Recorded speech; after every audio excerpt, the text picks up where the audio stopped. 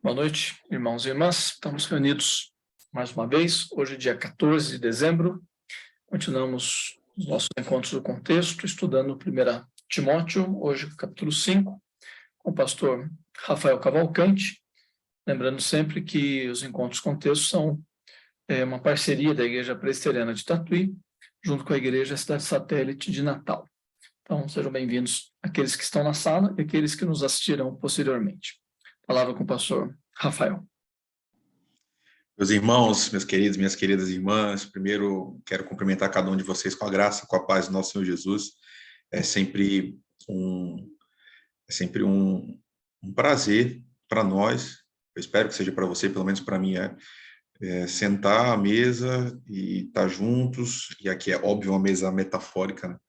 Mas a gente sentar para olhar para a palavra do Senhor, e eu falo de mesa porque eu imagino que dela nós nos alimentamos, né? É uma palavra que, sendo viva, traz vida para nós também. A gente está chegando no final desse ano, né? Nós temos mais 2 encontros apenas, a gente termina essa carta, e que bom que você esteve conosco esse ano, que bom que a gente está aqui, eu espero que seja abençoador para a sua vida. Vamos orar? Eu não me atrevo a falar da palavra do Senhor sem falar primeiro com o Senhor da palavra, né? Então vamos pedir para que Ele esteja junto conosco. Pai, tem misericórdia de nós, ser conosco nesse momento em que a gente olha para a Escritura e a gente faz isso, Senhor, desejando que dela o Senhor faça para nós vida. Por favor, tem misericórdia de nós, Senhor. Nós somos tão carentes do Senhor, nós precisamos tanto que o Senhor nos leve à verdade e Espírito. Obrigado porque o Senhor, habitando em nós, nos leva à verdade, Senhor, que é Jesus Cristo. Então, nos ajuda a enxergar nosso Senhor nesse texto e enxergando que a nossa vida seja profunda e totalmente ancorada nele. É o que te pedimos no nome de Jesus. Amém. Meus irmãos, eu quero fazer uma recapitulação brevíssima de alguns pontos gerais da carta. O primeiro ponto que sempre me chama muita atenção, muito mesmo, é uma noção que talvez a gente tenha perdido, mas que eu acho fundamental de recuperar, que é o processo de formação de um pastor no mundo antigo, né? Eu fico pensando que talvez intuitivamente a gente imagine, ou pelo menos a gente não pense sobre isso, né? Que a formação de pastores se dá minimamente parecida com o que a gente faz hoje, né, na Igreja Presbiteriana do Brasil. Está chegando a reunião do presbitério agora, em janeiro, e a gente vai mandar possivelmente alguns candidatos para o seminário, né? Então, a gente escolhe um jovem, ou então um homem ou um senhor, envia para o seminário e lá ele vai ter um modelo de formação basicamente escolar. Não acontecia isso no mundo antigo, né? Pastores eram formados a partir da vivência com outros pastores. Então, é uma arte que você aprende por imitação, por experiência. Então, a gente tem um pastor velho falando com um pastor mais novo nesse processo de moldar, de esculpir esse ministro da palavra. Então, Timóteo está basicamente fazendo o seu seminário com Paulo, que é um seminário para a vida inteira, né? Então, a partir da vida de Paulo, ele vai imprimindo em Timóteo o que significa ser um pastor. Então, ele já falou sobre várias coisas, eu quero pensar 2 só, porque eu acho importante, eu acho que isso amarra a carta inteira. Paulo fala, desde o começo, Timóteo, eu quero que você rejeite fábulas profanas e tolas. Então, existia um conjunto de ensinos dentro da igreja que simplesmente era inútil. Isso é muito importante. Paulo fala, não perca tempo com esse tipo de coisa que está surgindo na igreja e que está consumindo muita energia. E aí o foco disso, né, são essas fábulas profanas e tolas. Essa ideia um pouco judaica, judaizante, que alguns membros da igreja estavam perseguindo, né? Mas pelo contrário, Timóteo, se você vai de forma negativa rejeitar uma parte, eu quero que de forma positiva você se exercite. E eu gosto muito dessa ideia, porque traz para mim uma noção de continuidade, né? Timóteo, tenha cuidado, seja ativo, esteja o tempo todo se exercitando. Em quê? Na piedade. Então, de todos os assuntos que Paulo trata, essa noção está na base. o objetivo de tudo que você vai fazer, Timóteo, é tornar os seus ouvintes e você mesmo cada vez mais piedosos. É isso. Que apareça na vida concreta os frutos desse seu ensino. Se qualquer discussão não gera uma vida piedosa, não serve para nada, rejeite.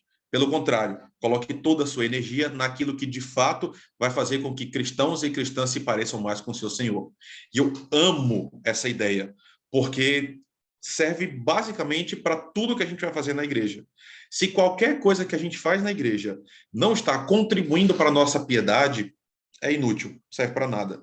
O nosso objetivo, a nossa ação, deve sempre contribuir para que a gente seja mais piedoso, mais parecido com Jesus. Então, a gente está agora, né, nesse capítulo 5, e vai ser introduzido uma noção que, de novo, por isso que eu trouxe isso, eu quero que você perceba, faz parte do exercício da piedade, certo? Olha que coisa curiosa. Paulo vai tratar de um assunto que, num primeiro momento, para muitas pessoas até hoje, não tem nada a ver com piedade, mas que para Paulo são coisas assim essenciais nessa jornada de fé de todos nós, que é repreensão. E aí eu trago aqui então um provérbio: não repreenda o zombador. Ou seja, meu filho, não repreenda um zombador. Por quê? Se você repreender alguém que é zombador, ele vai te odiar. Repreenda o sábio e ele vai amá-lo. Instrua o homem sábio e ele será ainda mais sábio. Ensine o homem justo e ele aumentará o seu saber. Então, Paulo vai falar sobre repreensão. É importante que haja repreensão no exercício pastoral de Timóteo. Ele só vai ser um bom pastor na medida em que ele repreender os seus ouvintes, quando necessário, obviamente, né? E aí, a gente tem aqui a sabedoria bíblica compilada já de séculos, milênios, mostrando que piedade e repreensão têm tudo a ver. Porque na medida em que nós somos, de fato, piedosos e somos repreendidos, nós nos tornamos ainda mais piedosos. Então, existe essa noção dentro da igreja que é preciso que o pastor repreenda as ovelhas, é preciso que o pastor repreenda aqueles que estão nessa jornada de fé. Por quê? Porque na medida em que eles forem repreendidos e corretamente repreendidos, então eles vão se tornar mais piedosos, mais parecidos com Jesus. É sobre isso que Paulo vai falar, pelo menos numa parte desse capítulo. E aí, ele usa um eixo. A base da instrução de Paulo no tocante à piedade vai ter como base uma família. Relações familiares. Então, as relações familiares vão estar na base do ensino de Paulo da repreensão. Então, de novo, deixa eu amarrar tudo que eu já falei para você desde o começo. Paulo é um pastor antigo, ele está num processo de fabricar um pastor novo. E ele está dizendo assim: Timóteo, é fundamental que você repreenda as pessoas, mas você não pode fazer isso de qualquer jeito, Timóteo. Eu vou ensinar você como repreender as pessoas. E aí ele vai usar a estrutura familiar como, meu Deus, limites. A imagem que me vem à mente é aquele instrumento da estrada que impede que o carro tombe. Sabe aquele negócio de metal, de alumínio? Eu não sei como é o nome daquilo, mas aquelas estruturas que, guardando os limites da estrada, impedem que o carro tombe para fora. Então, Paulo está dando limites para Timóteo para que a repreensão seja feita de maneira ordeira e que gere piedade no fim. Então, a primeira coisa que ele fala: Timóteo, não repreenda asperamente o homem idoso, mas exorte-o como se ele fosse seu pai. Eu amo esse texto, amo. Porque, primeiro, como eu já tenho mostrado para você até agora, existe uma necessidade de repreensão. Paulo não está dizendo: Timóteo, não repreenda um homem idoso.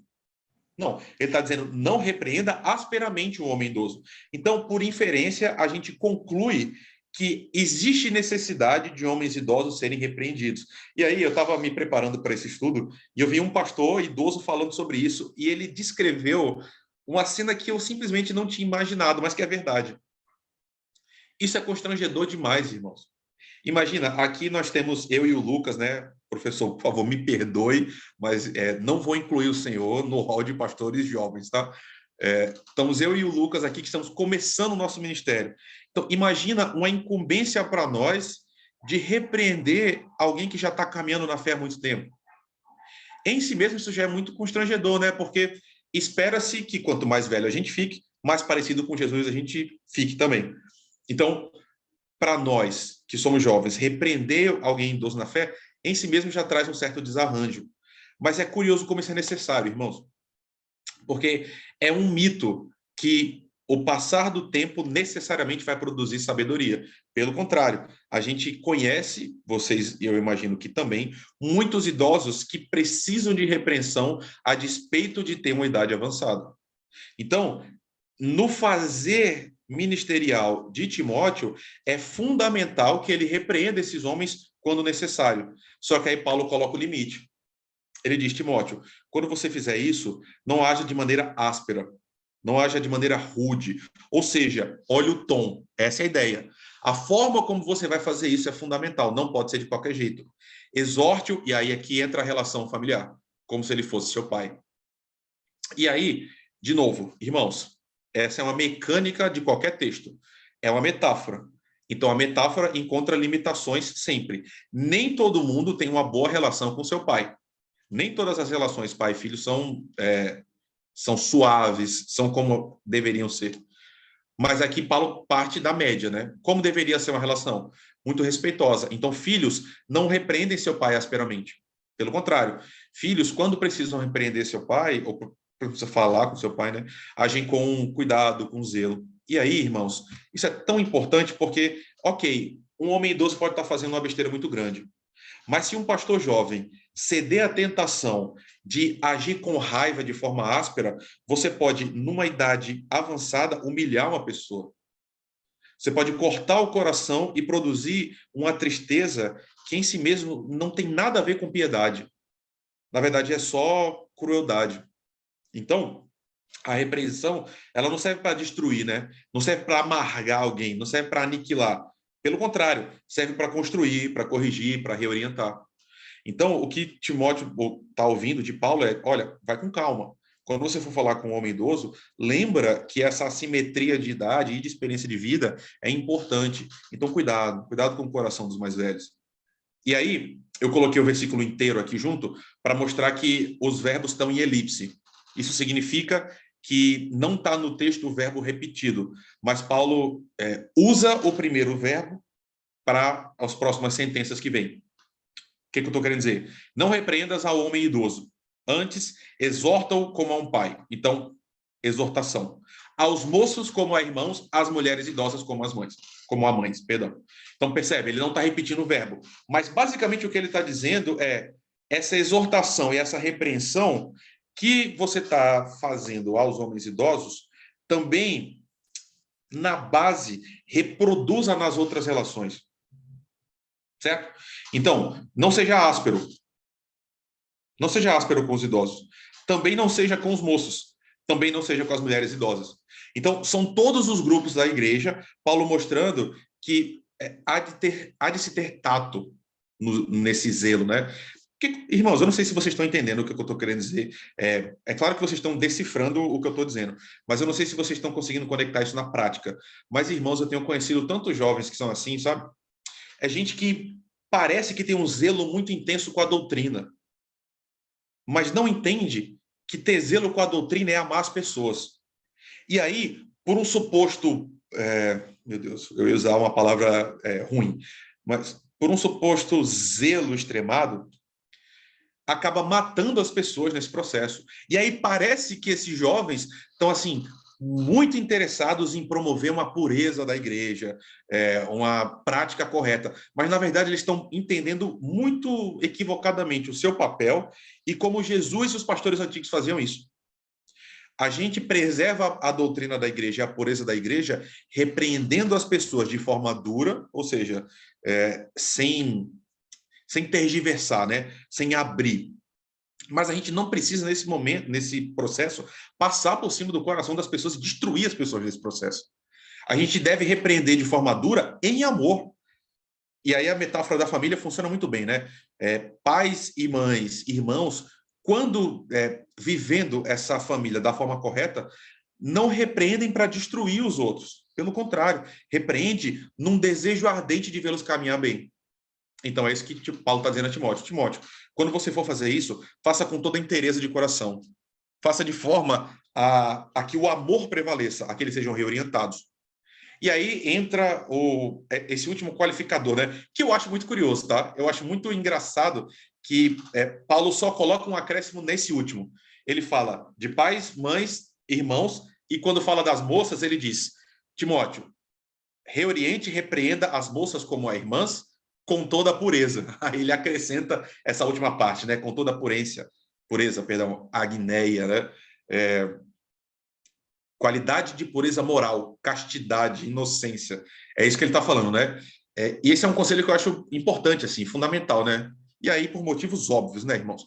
Paulo está dizendo assim, Timóteo, cuidado com as moças, porque você é jovem, e as moças são jovens também.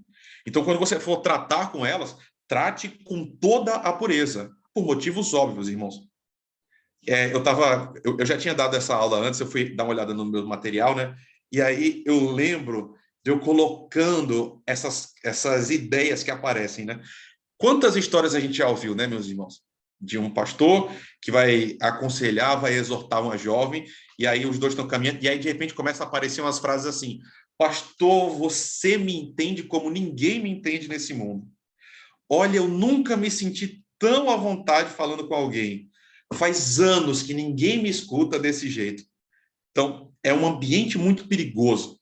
Paulo está dizendo, Timóteo, olha a pureza, mantenha a castidade, mantenha em mente que com as irmãs da igreja você precisa ter ainda mais cuidado. E, de novo, ele preserva a relação fundamental, né, de família. Trate como você estivesse tratando sua irmã de sangue, sem qualquer tipo de abertura para qualquer desejo impuro. Essa é a noção. E aí o instrumento que eu mais gosto disso, irmãos, que é um símbolo, é essa porta com um negocinho vazado, né? Eu nem quero e nem posso entrar em muitos detalhes, mas quantos problemas a gente teve aqui em Natal que poderiam ser, pelo menos, postergados se essa prática de uma exortação pública acontecesse, né? De você não estar num ambiente, não se colocar num ambiente assim, perigoso, né? Aqui eu sempre, toda vez que eu vou falar com uma jovem sozinho, na verdade até com as idosas da igreja, eu sempre falo, vamos no shopping, no local mais público que tem, quando as pessoas vêm aqui em minha casa e eventualmente elas vêm, sempre a Ana Luísa está na casa também, eu nunca recebo, porque enfim, né?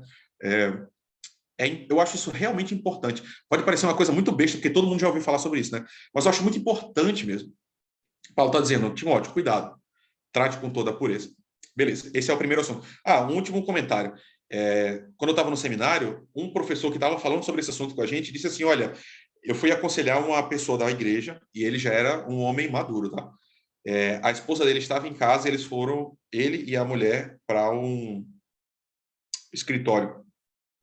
E a mulher chegou lá e falou, pastor, eu estou completamente apaixonada pelo senhor.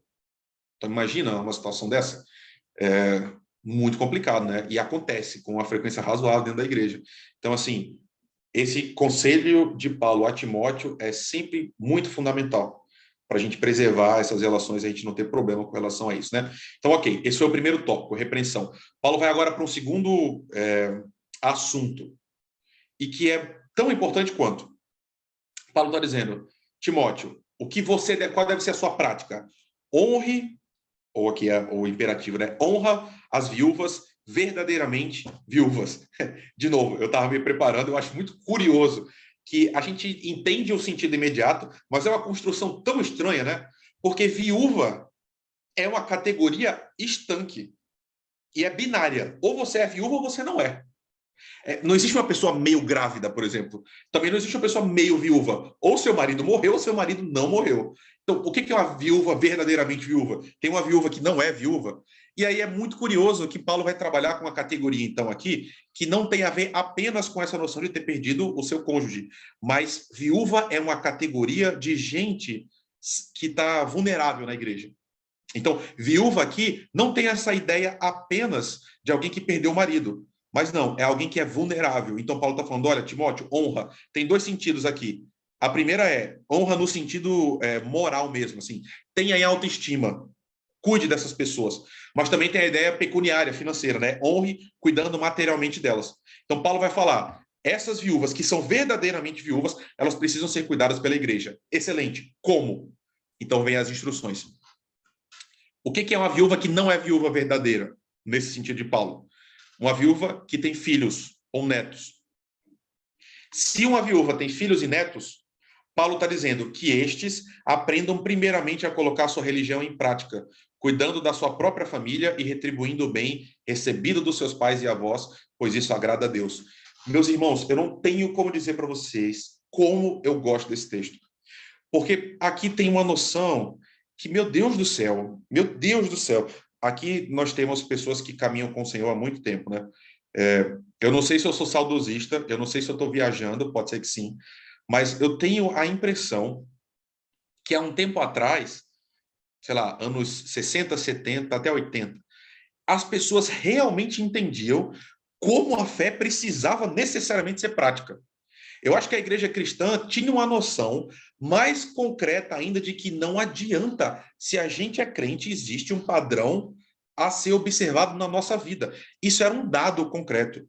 E hoje, essa é pelo menos a minha leitura, a gente tem uma multidão na igreja que acha que você pode ter uma fé metafísica, uma fé na mente, uma fé assim, racional, que está completamente dissociada da vida.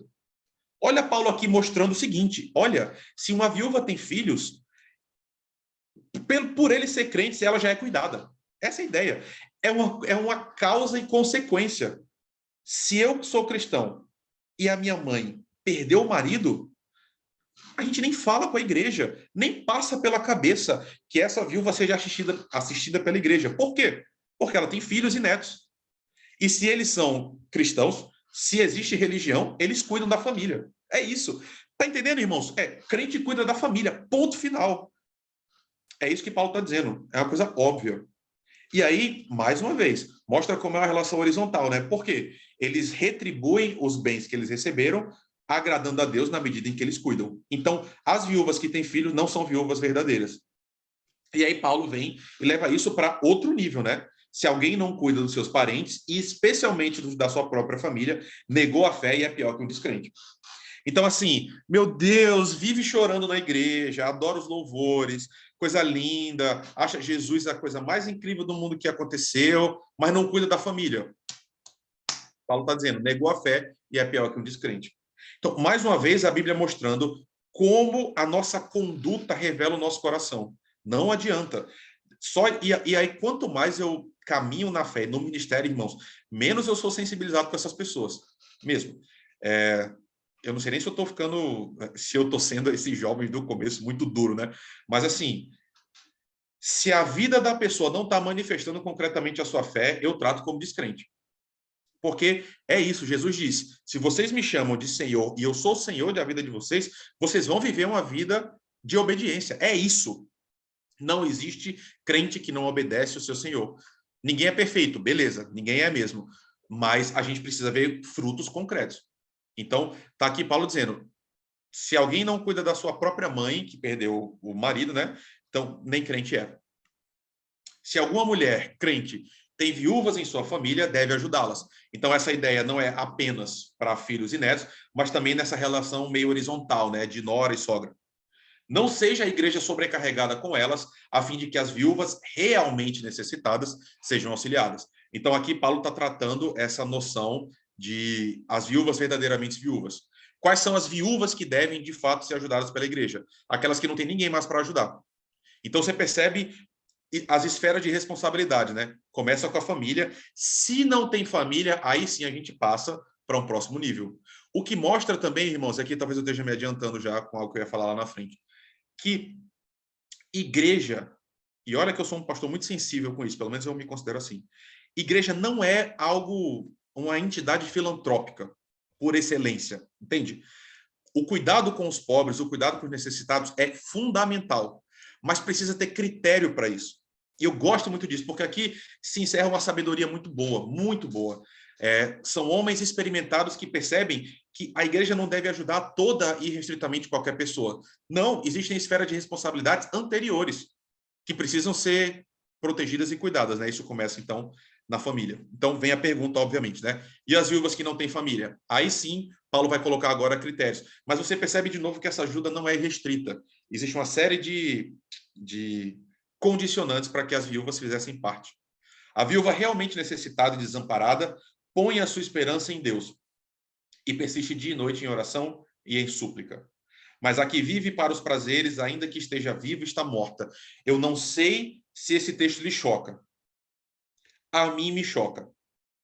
tá? Eu tenho um pouco de dificuldade com essa ideia de Paulo, porque, de novo, surge para mim uma noção assim que, poxa, a igreja deve ajudar irrestritamente toda e qualquer pessoa. E num certo nível, sim, irmãos.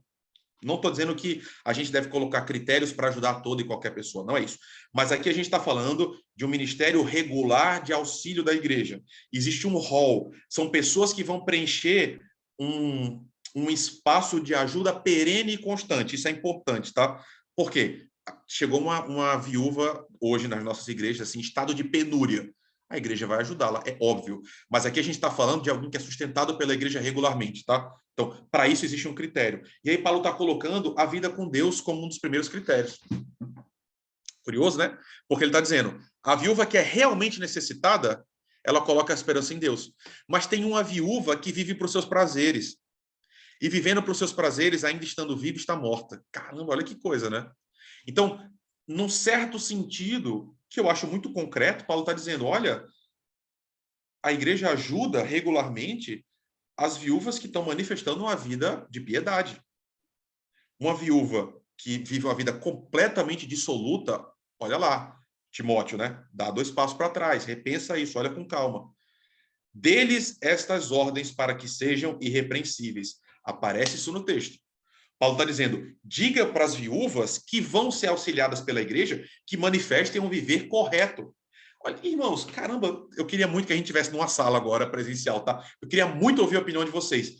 Mas não é muito curioso essa ideia? Porque olha como o Paulo está falando de uma coisa absolutamente prática. Ele está falando assim, olha, gente, quando vocês forem olhar o rol das viúvas, olha a vida delas. Olha como é importante. Olha como, num certo sentido, ele está atrelando essa vida piedosa com essa manutenção. E aí aqui eu só posso conjecturar. Mas talvez Paulo já estivesse vivendo uma experiência em que pessoas que não têm nenhuma relação com a igreja, não têm nenhuma relação com Jesus Cristo, estão vivendo às custas da igreja na condição de viúva. Eu acho que é possível a gente fazer essa inferência. E Paulo está dizendo, calma lá. Vamos com calma. Entendeu? Vamos devagar. Nenhuma mulher deve ser inscrita, de novo, desculpa aqui ter começado e voltar, mas perceba que se Paulo está escrevendo sobre isso é porque estava gerando problema na igreja. A igreja estava sofrendo em certa medida por causa desse problema, por isso que Paulo está corrigindo. Então ele diz, nenhuma mulher deve ser inscrita na lista de viúvas, a não ser que tenha mais de 60 anos de idade. Aqui eu estava vendo um pastor falar sobre esse texto e eu achei terrível. Ele realmente transpôs esse texto para hoje. Então ele está falando assim, ele disse hoje assim, olha, na igreja de vocês hoje, se tiver menos de 60 anos, não ajude. Irmãos, não é exatamente assim, tá? Paulo está escrevendo para uma comunidade específica, condicionada a uma experiência concreta de fé, mas o que ele está colocando é o critério de idade. Não quer dizer que a gente hoje precise usar esse mesmo critério, mas Paulo está dizendo o seguinte, olha, calma, nem toda viúva deve ser inscrita nessa ajuda regular da igreja. Por quê? Porque ela pode refazer a sua vida de outras formas. O que é muito bom, né? Percebe? A igreja coloca também uma carga de responsabilidade na própria pessoa a ser ajudada. Bem, se ela tem a capacidade concreta de viabilizar a sua subsistência de outras formas, que o faça. Que a igreja seja responsável por aquelas pessoas que, de fato, não têm como se manter. Então, eu gosto disso. Então, Paulo coloca esse critério, mas eu não acho que ele seja universal, tá? É um critério para aquela comunidade, mas eu acho que hoje a gente tem flexibilidade de rever isso. Que tenha sido fiel a seu marido e seja bem conhecida por suas boas obras. De novo, o critério da piedade, da vida pessoal, do testemunho. Tais como criar os filhos, ser hospitaleira, lavar os pés dos santos, socorrer os atribulados, dedicar-se a todo tipo de boa obra. Então, mais uma vez, Paulo está falando, olha, só inscreva no rol das ajudadas, assim, de forma constante, pessoas que tenham tido uma vida que manifeste concretamente o seu andar com Jesus Cristo.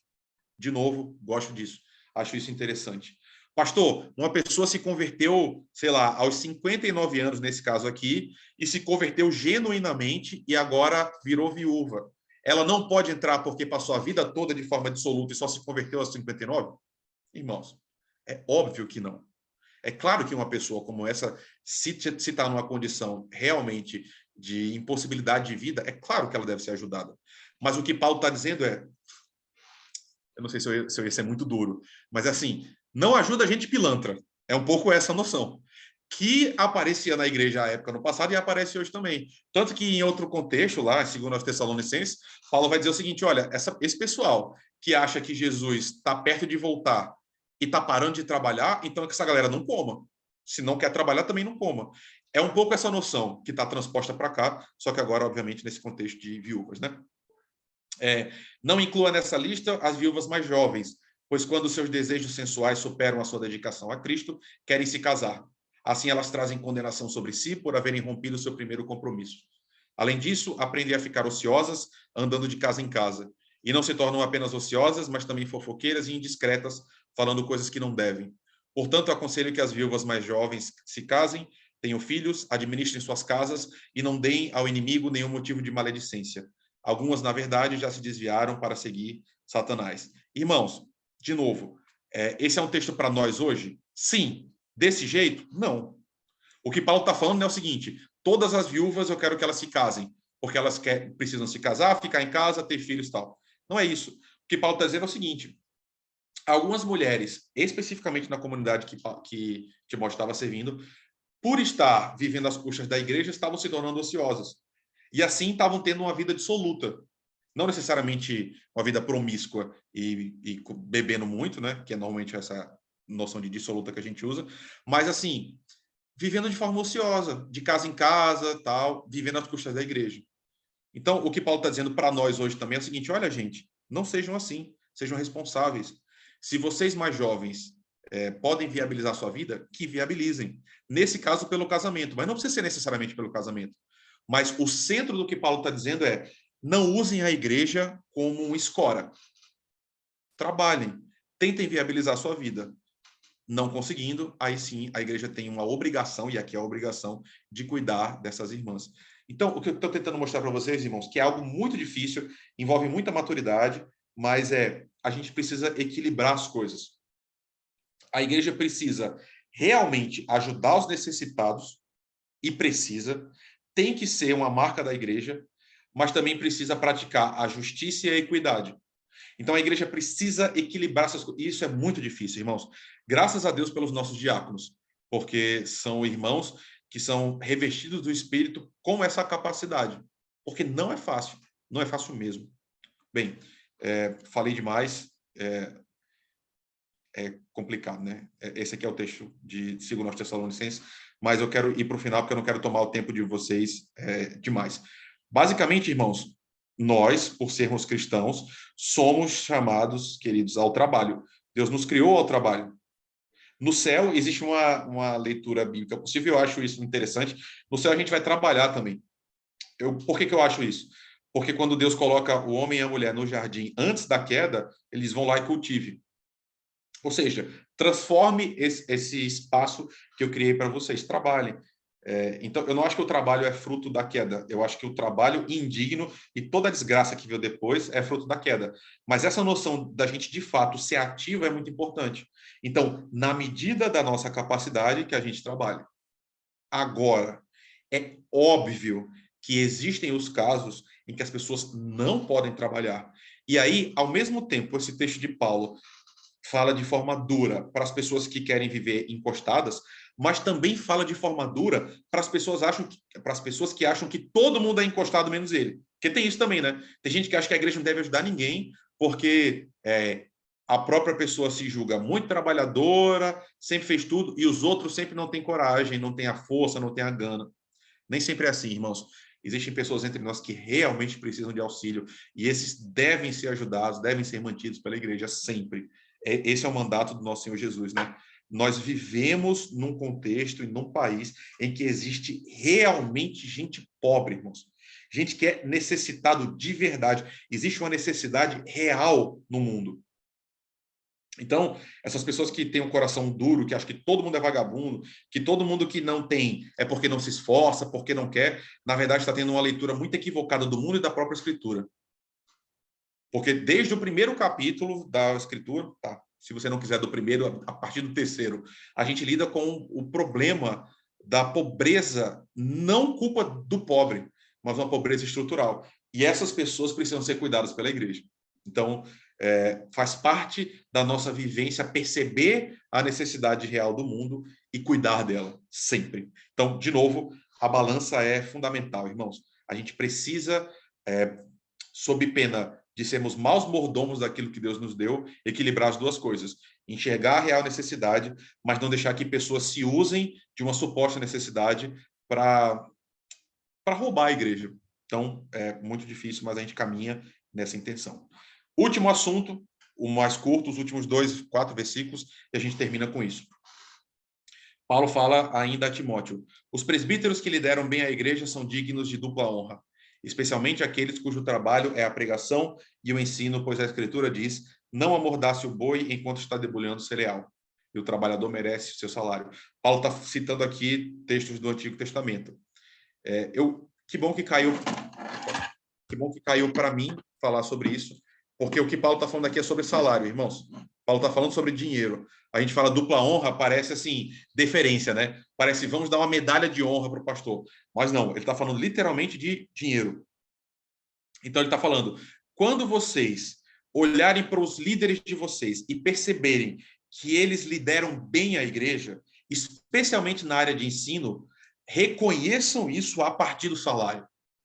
Ou seja, retribuam o que vocês têm recebido a partir dos ganhos materiais que vocês têm. Então, de novo, olha como a Bíblia é concreta. E olha, isso é uma coisa que eu aprendo muito com o Paulo. Olha como Paulo não tem nenhum problema em ser claro, em ser direto. Paulo não tem vergonha de falar isso. Por quê? Porque ele entende, a partir da Escritura, que sim, todo aquele que trabalha merece receber o fruto do seu trabalho. E aí ele cita 2 textos do Antigo Testamento, né? Ou seja, essa noção do boi, né? O boi que debulhava o cereal, ele ficava rodando, atrelado a uma máquina. Então, era uma força mecânica do andar do boi que moía. A Escritura falava, não amordace, não impeça o boi de comer o fruto do seu próprio trabalho, né? Então, poxa, que coisa cruel, né? Para isso estar na Bíblia é porque os judeus praticavam isso. E olha que coisa horrível, né? O boi estava ajudando o judeu a enriquecer e ele impediu o boi de comer para que ele maximizasse seus lucros. Está na Escritura, está na lei, fala assim, não faça isso. Mas a própria Escritura fala, isso não foi escrito em benefício apenas dos animais, mas dos próprios seres humanos. Então, os pastores que cuidam bem do rebanho, eles merecem participar. Então, que a igreja faça isso. Paulo está instruindo a Timóteo para instruir a igreja. E aí, ainda falando dos presbíteros, ele fala, não aceite acusação contra o presbítero se não for apoiado por 2 ou 3 testemunhas. Por quê, irmãos? Porque pastores sofrem ataques, e muitas vezes injustos. Muitas vezes pastores são injustiçados, porque eles são perseguidos, né? Ele desagrada alguma pessoa, essa pessoa usa os meios eclesiásticos para destruir a vida do pastor. Paulo está falando, olha, cuidado, vai surgir gente fazendo isso. Então, que não se aceite denúncia sem que pelo menos 2 ou 3 pessoas corroborem. Agora, se 2 ou 3 testemunhas corroborarem, aí é essa outra parte. Esses deverão ser repreendidos em público para que os demais temam. Então, os pastores, ao mesmo tempo, são protegidos, e eu acho que eles devem ser mesmo, mas, ao mesmo tempo, se de fato eles cometerem um pecado, não pode ser tratado numa reuniãozinha fechada. Pelo contrário, deve ser público. Então, eles são protegidos, mas também são chamados à responsabilidade. Por quê? Porque eles são exemplo para o bem, exemplo para o mal também. Então, se um pastor peca, publicamente ele deve ser exortado para que a igreja inteira cresça. E aí nós temos os últimos versículos, né? Eu o exorto solenemente diante de Deus, de Cristo Jesus e dos anjos eleitos, a que procure observar essas instruções sem parcialidade e não faça nada por favoritismo. Porque é muito fácil, irmãos, nós que somos líderes, deixar com que o nosso coração seja tomado por favoritismo. Cuidar dos pastores que eu gosto, destruir aqueles que eu não gosto. Não se precipite em impor as mãos sobre ninguém, não participe dos pecados dos outros. Algo também fundamental, ele está falando, olha, Timóteo, tenha cuidado. Não seja rápido em ordenar alguém ao ministério, porque isso vai trazer um problema gigante para você lá. E se você tiver um dia interesse e curiosidade, conversa com o pastor João sobre isso, porque ele é professor de seminário. E ele sabe, em primeira mão, o mal que existe na igreja quando a gente é rápido em ordenar um pastor. Quando alguém que não é chamado ao ministério, de fato, vira pastor, isso é um problemão.